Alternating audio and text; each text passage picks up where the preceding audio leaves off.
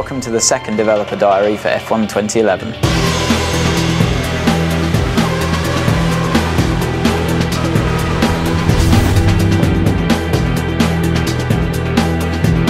A lot of the feedback that we got on the 2010 title was that the handling is very good.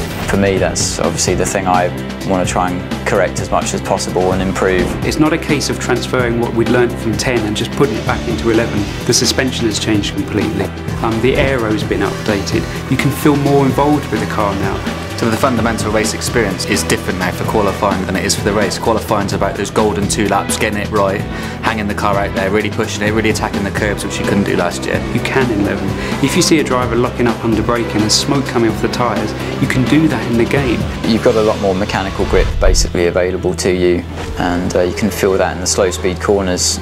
I think it's fair to say last year we were trying to balance handling and AI at the same time, whereas a year later we've already got that foundation there. The easiest way to look at the AI this time around is they're more dynamic in their decisions. In F1 2010 they would often make the right decision, but then that situation would change and they were committed to a course of action, whereas in F1 2011 they're aware of all the variables, all the surroundings, and they're able to adapt their responses on the fly if things change. It's about them being in sync with the player, following the rhythm of the race. You know, they'll go for an overtake, you know, a bit of draft, and all of a sudden that side of the track's not the right one to be on. They're much more likely to pull back in rather than just try a crazy move around the outside. I mean, they can certainly make mistakes.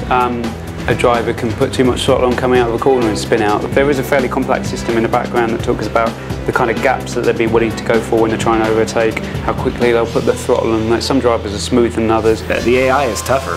It's a lot more realistic. You're fighting with them a lot more. They're faster. It's a lot of fun. The handling's much better than last year.